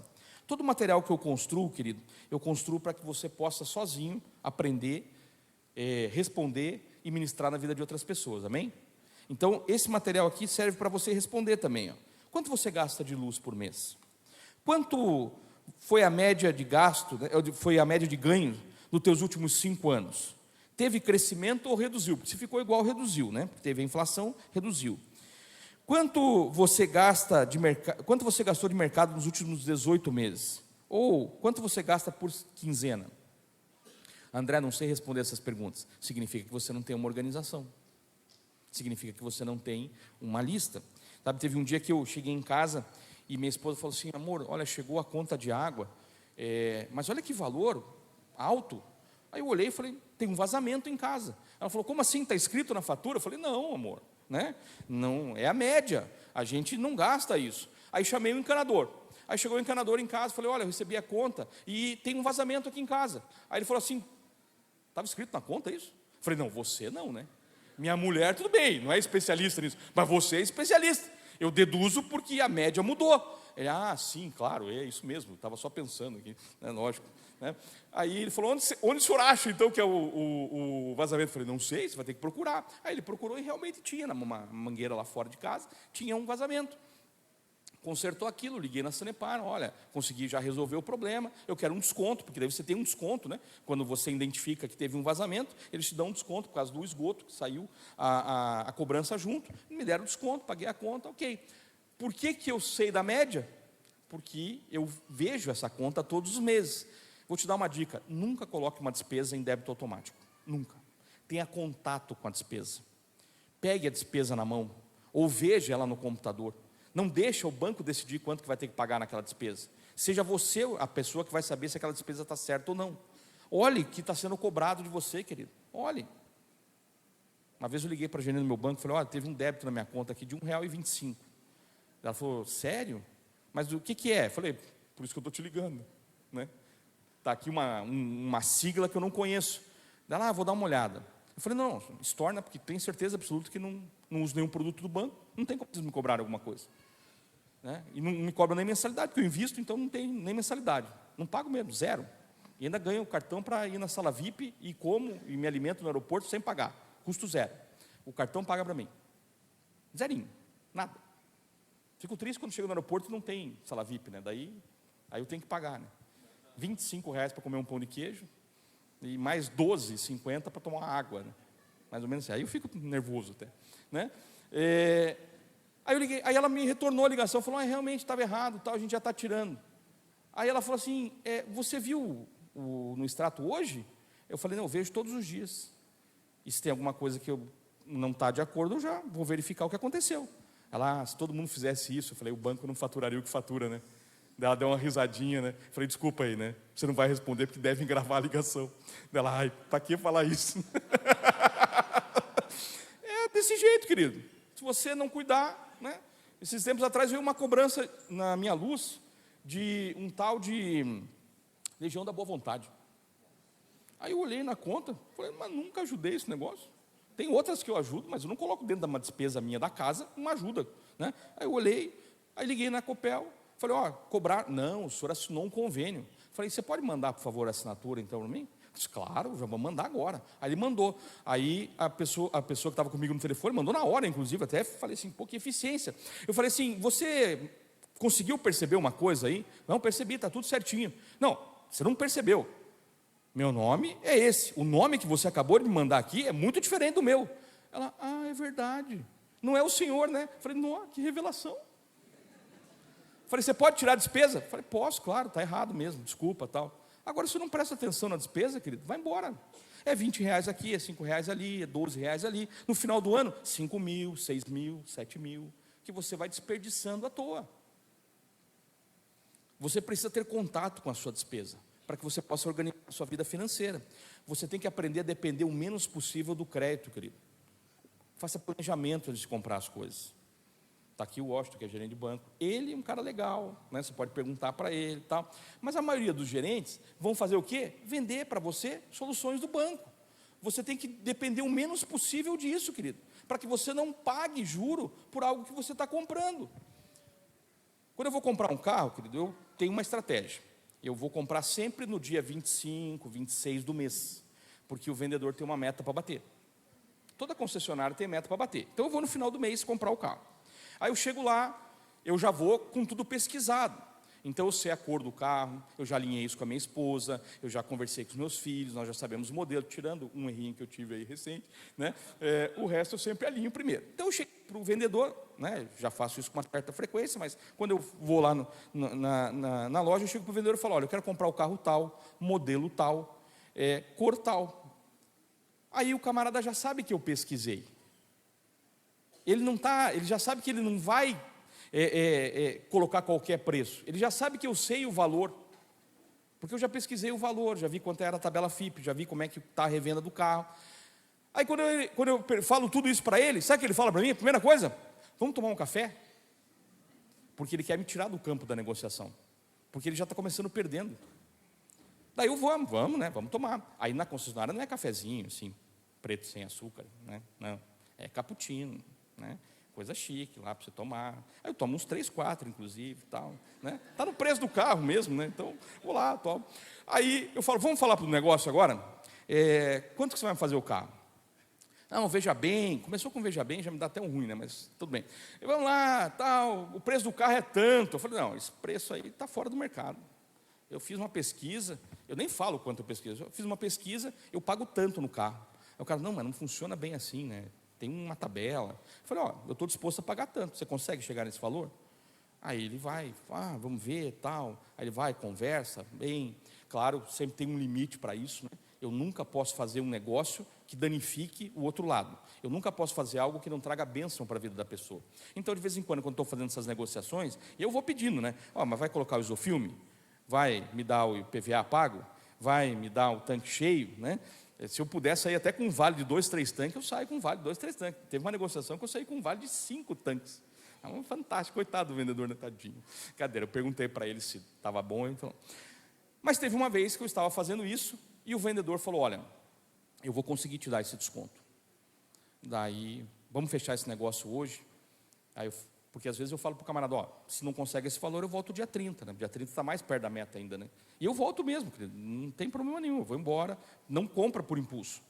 Aí, voltei lá, falei: aí, vamos fechar? Ele falou: não, vamos fechar. Aí eu perguntei para ele: vem cá, tua comissão vai ser reduzida por causa desse desconto que você me deu? Daí ele falou: vai. Eu tenho um delay na minha comissão, né? Tenho um deflator, essa era a palavra. Eu tenho um deflator na minha comissão quando eu baixo demais o desconto. Mas não tem problema. Eu estou para bater a meta, esse carro vai me ajudar, tal. Falei: não, vamos voltar no outro preço. Cara, é impressionante. A pessoa para o que ela está fazendo, te dá o melhor atendimento possível, porque ele entende que você respeitou a regra do jogo e abençoou a vida dele. Quantos depois começam a ter um relacionamento comigo? Quantos acabam indo lá na igreja depois? Por causa dessas coisas simples que a gente faz. E lá em casa a gente faz isso para tudo, para comprar sapato, para comprar calça, para comprar carro, qualquer coisa. A gente negocia primeiro, a gente ora primeiro. Eu comunico a pessoa, eu faço isso com muita frequência. Eu comunico, quando eu vou fazer uma negociação, eu falo para a pessoa: estou orando. Tem gente que fala assim: o que você quer dizer com isso, né? Não, só quero que você saiba que eu estou orando para a gente fazer esse negócio, né? Deus esses dias me deu uma estratégia diferente. Deu uma estratégia de orar com a pessoa, inclusive. Contei para o pastor, né? Eu orei pela pessoa numa negociação. E o Espírito Santo revelou ali que estava acontecendo um problema seríssimo com aquela pessoa. Ganhei um grande amigo. E ele acabou, antes de eu falar do desconto, ele mesmo deu o desconto. Era uma negociação nossa da igreja lá, que a gente precisava fazer. Quando você faz a coisa organizada, sabe o que vai acontecer? Com certa frequência na sua vida, o extraordinário de Deus. Aleluia. Amém? Eu tenho vivido esse extraordinário e digo para você: é maravilhoso, querido. É maravilhoso. Agora, só aconteceu quando eu comecei a me organizar. Só aconteceu quando eu comecei a responder essas perguntas, que parecem simples, mas dizem muito sobre a sua situação. Qual é a duração do gás na sua casa? Quanto ele custa? Há alternativas? A parcela do carro realmente cabe no seu orçamento? Ou tem algum estrago lá que ela está proporcionando? Muita gente me fala assim, né? Eu não compro uma casa, eu moro de aluguel, não compro uma casa, porque eu prefiro investir. Querido, a primeira casa não tem nada a ver com investimento, querido. Tem a ver com segurança da sua família. Você morreu, onde é que sua família mora? Jamais eu vou vender a minha casa para fazer um negócio. Agora, do segundo imóvel em diante, tudo é negócio. Sem problema nenhum. Não tem problema. Não tem nenhum apego. Precisou vender, a gente vende. Apareceu um comprador lá e falou o valor que a gente quer, a gente vende. Mas a casa que eu moro, não, querido. Se vender é para ir para uma outra casa melhor. Mas uma casa não tem nada a ver com investimento, tem a ver com segurança. André, mas como é que eu faço para comprar uma casa? Primeiro você ora, querido. Busque em Deus estratégias. Rapidamente aqui, para a gente poder encerrar, vou contar um testemunho para vocês. Quando eu e minha esposa decidimos comprar um outro imóvel para investimento, eu fui conversar com o corretor, nós vimos 28 imóveis primeiro, estava até chato já. Chegou uma hora que eu falei assim, chega, amor, chega. Aí Deus mostrou, é esse. Aí eu falei, bom, ok, então vamos lá. Aí chegamos lá para negociar, e eu falei para o vendedor, para o corretor, falei, olha, nós estamos orando por esse projeto, e eu vou te fazer uma proposta para você fazer a proposta para o proprietário. E aí quando eu fiz a proposta, ele falou assim, olha André, ele não vai aceitar. Conheço a pessoa, ele não vai aceitar. Eu falei, olha, eu orei. E eu orei bastante para a gente estar aqui. Então, faz a proposta e vamos ver o que acontece. Aí passou uns 2 dias, liga. André, você não vai acreditar. Eu falei, vou porque eu creio em milagres. Nunca comece um testemunho falando, você não vai acreditar. Daí conta o testemunho e o outro fala assim, não acredito. Ué, deu uma zebra total já, tudo errado. Já viu 2 pessoas se encontrando fazendo isso? Eu vi esses dias, é terrível. Não tem lógica, Testemunho é para ser glorificado, amém? É para a gente glorificar o nome do Senhor, amém? Aí eu contei, ele falou, você não vai acreditar. Eu falei, vou acreditar. Eu falei para você que eu estava orando. Ele aceitou a proposta. Mas como é que você tem tanta certeza assim? Eu falei, pelo tom de voz. Você acabou de fazer a venda, querido. Você está feliz aí pelo outro lado do telefone. Percebi que você está feliz. Ele, uau. Eu falei, cara, eu orei. Pega carona nisso. Aí ele falou assim, cara, nós podemos tomar um café? Eu falei, podemos. Posso levar minha esposa? Eu falei, pode, leva a minha também. Vamos tomar um café juntos. Aí nós vamos tomar um café. Aí, olha, ele aceitou a proposta, está aqui o contrato, vamos assinar, assinamos, tal dia no cartório para fazer a transferência do imóvel, tudo certinho.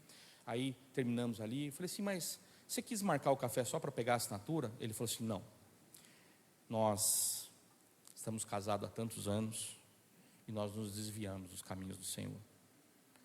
E nós vimos um exercício de fé que a gente nunca tinha visto. Eu falei para minha esposa, quando eu cheguei em casa, falei, encontrei um maluco hoje. E o cara falou que estava orando para fazer o negócio. E aí fez uma proposta que eu tinha certeza que o fulano não ia aceitar. Mas aí eu falei com o fulano, e não é que o fulano aceitou? E ainda o fulano perguntou, mas o pessoal lá é bacana? Ele falou, não, o pessoal é legal, ele estava orando. Não, se estava orando é de Deus, pode vender para eles. Aí ele falou assim, nós vamos voltar para os caminhos do Senhor, porque nós entendemos que essa fé a gente precisa ter. Está entendendo como é que funciona, querido? Deus ainda vai te usar como instrumento. Você vai crescer financeiramente e Deus vai te usar como instrumento. Precioso, Amém? Agora, como que a gente chega nesse lugar, querido? Depois que a gente organiza isso, nós temos que aprender que existe um caminho que precisa ser trilhado, porque organização também tem a ver com fidelidade, tem a ver com primícia, tem a ver com oferta e tem a ver com semeadura. O que é fidelidade? Quando você dizima, querido, você está reforçando e relembrando a aliança que o Senhor tem com você, amém? Quando você dizima, você está dizendo para o Senhor, eu confio plenamente no Senhor, a ponto de devolver ao Senhor aquilo que o Senhor está me proporcionando, porque é tudo o Senhor que proporciona, amém? Nenhum recurso chega na sua mão à toa, querido, chegou por um propósito. Deus colocou ele lá na sua mão por um propósito. Então ser um dizimista fiel vai te levar para um novo nível de administração das suas finanças, amém?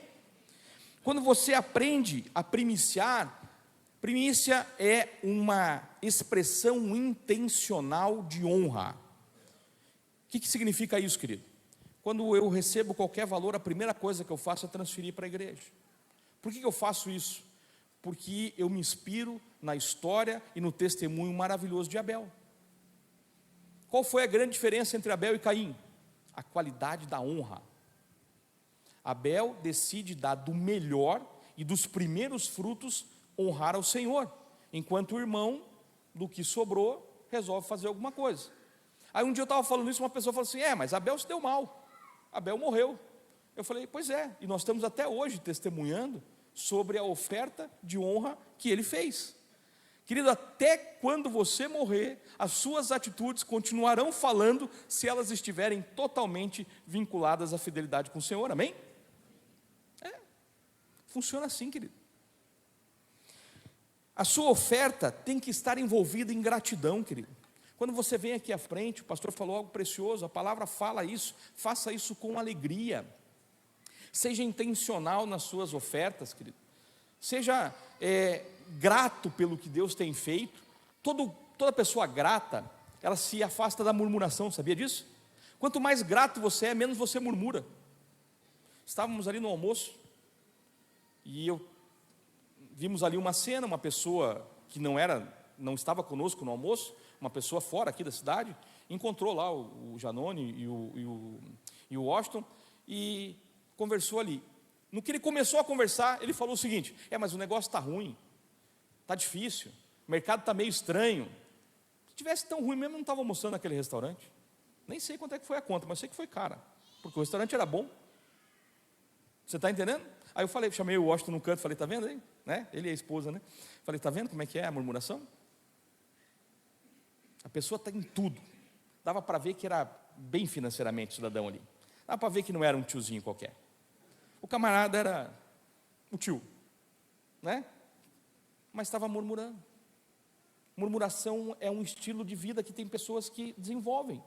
A gratidão é um estilo de vida que tem pessoas que desenvolvem. Ser grato, querido, é maravilhoso. Sabe, eu cheguei aqui, o pastor foi me buscar no aeroporto. Sou grato por isso, querido. Cheguei no hotel, tudo em ordem. E também, se não tivesse em ordem, glória a Deus. Você acha que eu ia reclamar? Jamais. Por quê? Porque eu sou grato, querido. O Senhor tem feito pela minha vida, restaurou meu casamento, meus filhos são maravilhosos, meu casamento é maravilhoso. Por que eu vou perder tempo murmurando? Por que eu vou perder tempo não administrando bem as minhas finanças? Não tem lógica. Quando você é grato, querido, você vai entender que fazer ofertas é um instrumento maravilhoso que abençoa mais a sua vida do que qualquer outra coisa. Quando você entende, querido, que semear é um ato de fé, você vai entender definitivamente que exercitar fé tem a ver com sementes. Eu fui uma vez, para a gente terminar aqui, eu fui numa palestra uma vez de um judeu, ele é o dirigente da faculdade judaica no Brasil, é um rabino bem conhecido, e ele fala muito sobre finanças. E eu decidi que eu queria participar daquela palestra. Deus fez uma grande bênção, porque era cara a palestra, e acabei ganhando, né, a palestra. Entendi que Deus tinha um propósito para aquilo, e eu sentei na segunda fileira. Eu cheguei, aí quando eu olhei para o lado assim, tinha umas 300 pessoas mais ou menos lá no Graciosa Country Club, e dava para ver assim, querido, que eu acho que uns 80% do PIB de Curitiba estava naquele lugar. Só tinha gente com aquele negocinho assim, e joia para tudo quanto é lado, com o kippá, né? E eu falei, o que eu estou fazendo aqui, né? Deus é maravilhoso, né? Coloca a gente em cada situação maravilhosa, né? Eu falei, eu vou aprender muito com esse camarada. A palestra tinha 1h30 de duração, e aí começou a palestra começaram lendo o currículo do camarada. Foi quase meia hora. O cara tinha especialização não sei aonde, não sei que lá no MIT, não sei que lá na Universidade de Oxford, não sei que lá. Eu falei, uau, eu vou aprender muito. Aí ele começou a palestra assim, ó. Ele subiu, boa noite, bom que vocês estão aqui. Quero dizer para vocês o seguinte: vocês não prosperam porque vocês ainda não entenderam como Deus funciona. Falei, que jeito horrível de começar uma palestra, né? Falei, mas e está falando para um povo que tinha condição, era muito próximo. Ele falou, vocês podem até ter ricos, muitos de vocês eu sei que são ricos, mas muitos não são prósperos, porque vocês ainda não entenderam o que é fazer guichefe. Guichefe é uma palavra, uma palavra que traduzindo significa trabalho, significa negócio. Todos os dias de manhã, o povo judeu acorda para fazer negócio. Eu falei, meu Deus, né, o que eu vim fazer aqui, né? Se nós não fizermos negócio todos os dias, nós não fizermos guichefe todos os dias, nós estamos errados. Nós temos que fazer negócio o tempo todo. Falei, misericórdia, né? Falei, achei que eu ia aprender alguma coisa, o cara só vai falar de ganhar dinheiro. A gente tem que fazer negócio. Eu comecei a pensar, é verdade, né? Eles não podiam plantar, então eles tinham que fazer negócio, eles não tinham um rebanho, tinham que fazer negócio e tal. Estou ali naquela briga, né? E aí o Espírito Santo fala assim, fica quieto, escuta. Daí eu levei até um susto, né? Porque não acontece isso muito com frequência comigo, mas foi direto. Fica quieto, aprende. E aí ele falou assim, sabe o que acontece? Hoje de manhã, quando eu coloquei esse paletó, se eu encontrar uma pessoa, e a pessoa falar assim, Newton, teu paletó é bonito, é hora de eu fazer um guichefe. Falei, misericórdia, ele vai vender o paletó, cara. Por isso que eles são tão, né, ricos. A hora que ele me falou do meu paletó, ele atribuiu o valor para o meu paletó. Eu falei, meu Deus, vai vender mais caro ainda. Falei, vai tirar uma máquina de parcelar, né, do bolso do paletó, né? Ele, na hora que a pessoa atribuiu o valor para o meu paletó, é a hora de eu fazer um guichefe. É a hora que eu vou tirar o meu paletó e eu vou semear na vida dele. É a hora que eu vou fazer o meu primeiro negócio do dia. Eu falei, uau. Aí meu olho encheu de lágrimas, eu fico emocionado até hoje, porque o Espírito Santo fala assim, está entendendo porque às vezes tem que ficar quieto? Foi com esse amor, o Espírito Santo foi amoroso comigo, né? Está entendendo porque tem que ficar quieto às vezes? Estou querendo te ensinar, aprenda a semear. Daquele dia em diante, isso faz muitos anos, eu nunca mais deixei de semear todos os dias, querido. Cheguei aqui, estou semeando material, semeando conhecimento. O Fábio perguntou, você vai trazer livro para vender? Eu falei, não vendo mais livro, eu dou, eu semeio. A pessoa quiser comprar, compra lá na livraria da Orvalho, que daí eles têm uma parte do direito autoral, eles têm lá para vender. Eu não vendo mais, eu dou. Aonde eu posso semear, eu semeio. Semeio esses materiais. Um dia uma pessoa me procurou e falou, André, você sabe que se você pegasse esses materiais e colocasse num combo, você venderia isso com muita facilidade. Eu falei, já tentei fazer isso. O Espírito Santo falou que não é para fazer, porque eu quero semear. Todos os dias, querido, se você semear, você vai exercitar a sua fé. Sabe, querido, esses dias atrás eu peguei um Uber, e no final da corrida eu faço isso com uma certa frequência. Eu faço aquela adicional, né? Porque às vezes o trajeto é pequeno, a pessoa vai ganhar R$10. Não consigo imaginar a pessoa tirar o carro da garagem, ir lá me pegar para ganhar R$10. Aí eu dou lá uma gratificação, R$20, R$50. Depende daquilo que eu conversei com o motorista. Quando o carro é bem limpinho, eu costumo dar mais, porque ele é diligente no que ele faz. Quando ele é cuidadoso ali com o trajeto, né?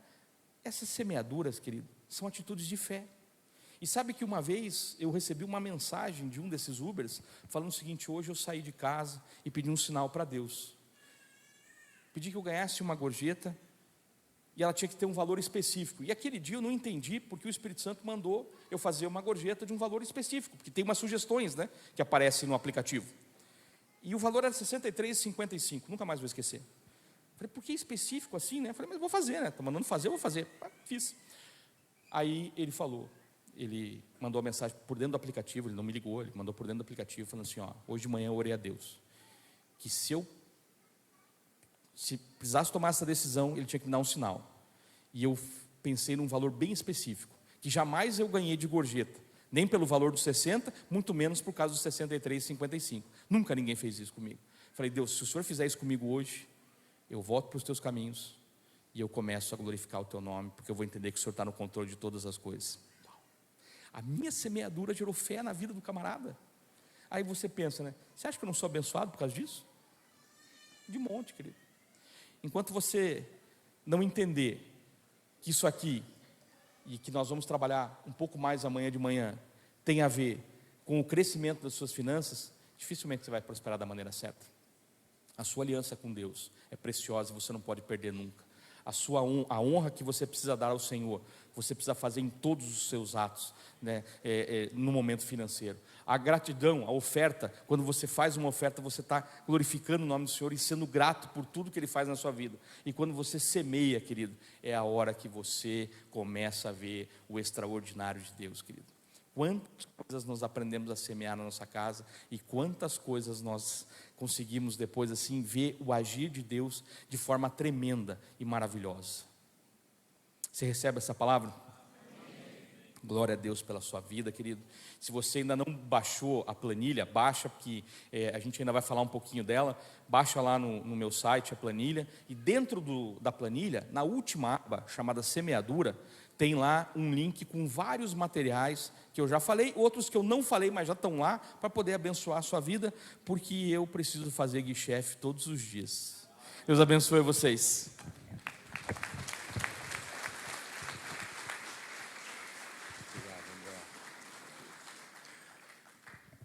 ficar de pé, pessoal? Você pode dizer assim: uau! Que privilégio, hein, gente? Quanta revelação, quantos princípios, quantas coisas para a gente passar a praticar. Uma coisa simples que ele falou, bastante desafiadora. Você já pensou se todos nós que estamos aqui começarmos a anotar as despesas? É um bom começo, né? É um bom começo. No que nós estamos gastando? O que está levando embora o nosso dinheiro? Tem um curso que eu já fiz há muito tempo, talvez o André deve conhecer, que é o CRAU, né? Um dos desafios é fazer uma anotação por um certo tempo de todo o dinheiro que você gasta. E o resultado é que é impressionante como a gente desperdiça dinheiro nas pequenas coisas. Porque nas grandes a gente toma um pouquinho mais de cuidado normalmente, mas na miudeza a gente é... E aí você soma no final do mês, aí você pensa no final do ano, isso tem um peso. Mas eu tinha uma expectativa no meu coração de que essa conferência ela faria uma enorme mudança de mentalidade nessa igreja. E eu estou crendo nisso. Uma mudança de mentalidade, um novo estilo de vida com mais liberdade financeira, livres da escravidão financeira. Nós queremos declarar que você, nesse ano de 23, vai vencer a escravidão financeira. Nós queremos declarar que em 2023, se teu nome está no Serasa, vai sair no nome de Jesus. Nós queremos declarar que você vai começar a fazer planos novos na tua vida. E você vai experimentar algo novo do Senhor. É promessa. É promessa. Não é? Nós estamos vivendo, como igreja, um ano de abundância financeira. Sabe, veio aí 2020, 21, 22, os desafios da pandemia, e nós estamos em 23, e nós, como igreja local, estamos experimentando um milagre a cada mês. Um milagre. Não é? Porque Deus é bom. E se a igreja local está sendo abençoada, é porque você está sendo abençoado. É porque você está experimentando algo novo. Mas pastor, eu não estou ainda. Mas vai entrar nesse mover, vai entrar nessa vibe, em nome de Jesus. Você vai passar a experimentar isso na sua vida. Por isso que nós trouxemos o André, e Deus trouxe ele aqui. E é um assunto tão importante, tão pouco falado na igreja.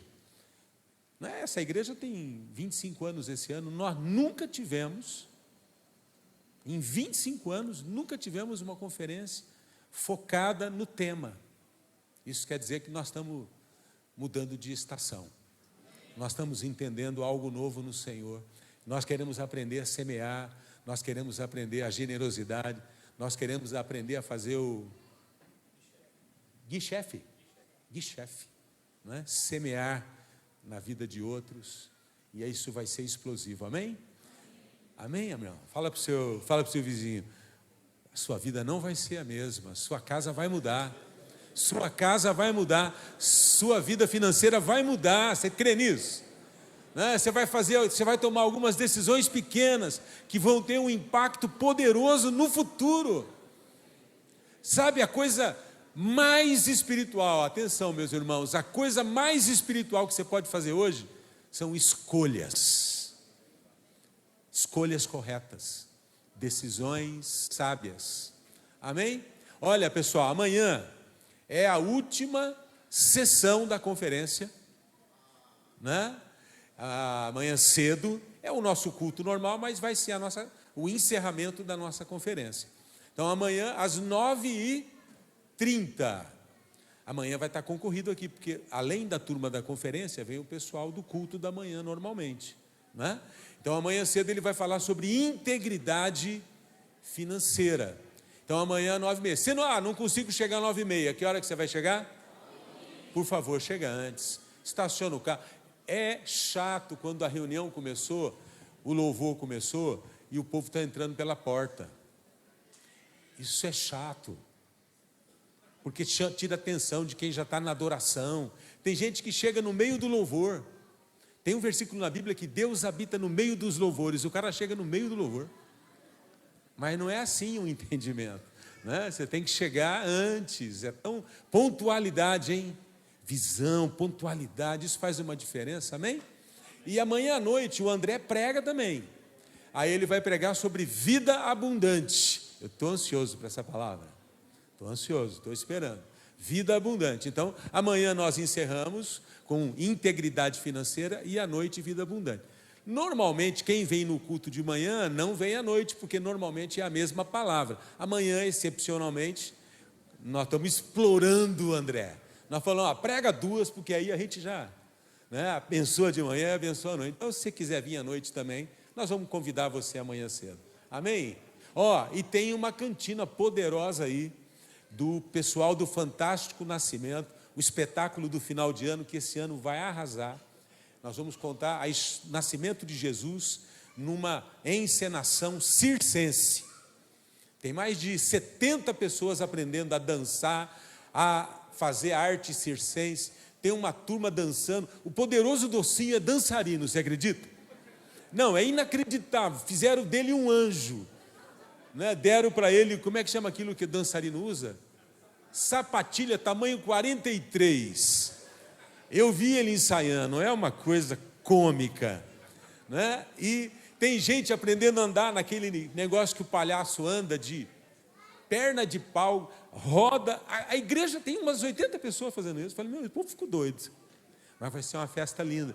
E eles estão vendendo aí, é um empenho. Tem gente que está lá, a Tati e o irmão, para levantar fundos para todo o cenário, decoração. Cada pessoa que está fazendo parte tem que pagar sua vestimenta, porque a vestimenta é fina. Figurino, né? Então é 300 pau cada participante. Então eles estão investindo e eles estão levantando fundos para se ajudarem. Então, se você come uma coxinha, você está abençoando um palhaço. Você come uma esfirra, você está abençoando alguém que está, o Poderoso Docinho que está ensaiando para dançar. Amém? Glória a Deus. Obrigado, Senhor, pela alegria, né? Senhor, eu me sinto, a palavra é extasiado. Eu me sinto, assim, transbordando de alegria, porque eu sinto a Tua palavra como um gotejar contínuo, né? A sabedoria do Senhor, pequenas coisas, Senhor, pequenas dicas que podem transformar uma vida, uma família. Senhor, eu oro para que as pessoas tomem decisões com aquilo que elas estão ouvindo, Senhor, porque nós não queremos ouvir, entrar pelo ouvido e esquecer amanhã. Não, Senhor, esses slides vão ficar aí, nós vamos mandar para as células, para o pessoal, nós estamos gravando, nós vamos poder assistir de novo, e nós cremos, Senhor, que essa igreja vai experimentar um avivamento financeiro. Nós já estamos experimentando milagres, mas os milagres vão se multiplicar, e isso vai chegar na vida desse irmão, dessa irmã. Você que está endividado, eu quero declarar, é um ano de mudança. Você que está cheio de dívidas aí, está com dificuldade financeira, põe a mão no seu coração. Você tem que tomar decisões e algumas vão ser difíceis. Você vai ter que ter coragem de fazer. Eu quero declarar coragem sobre a sua vida. Coragem para que você possa dar passos decisivos e definitivos. Você é um homem e uma mulher de decisão. Você é um homem e uma mulher que toma decisão. E eu oro para que nessa semana, nesse mês, nesse ano, você comece a rumar em direção à prosperidade. Porque Deus tem planos de fazer você e eu prosperarmos. Está lá em Jeremias, eu tenho planos de fazer vocês prosperarem. E eu estou dando, né? Eu creio que Deus está dando ferramentas aqui. E eu quero declarar que você vai experimentar vitória. Talvez alguns possam estar pensando, mas, pastor, o senhor não sabe a minha situação. Mas Deus sabe, meu irmão. E Deus vai fazer um milagre na sua vida. Deus vai fazer um milagre na sua vida. Não há impossível para o Deus a quem nós servimos. Ore, receba do Senhor em nome de Jesus. Amém, meus irmãos. Dá um abraço em 3 pessoas. Está tão gostoso, não está? Estou sentindo uma presença de Deus tão maravilhosa. Abraça aí alguém e fala, Deus te abençoe, né? Diga assim, shalom, né? Shalom, paz de Deus. Declara a bênção do Senhor. Chega de murmuração. Amém.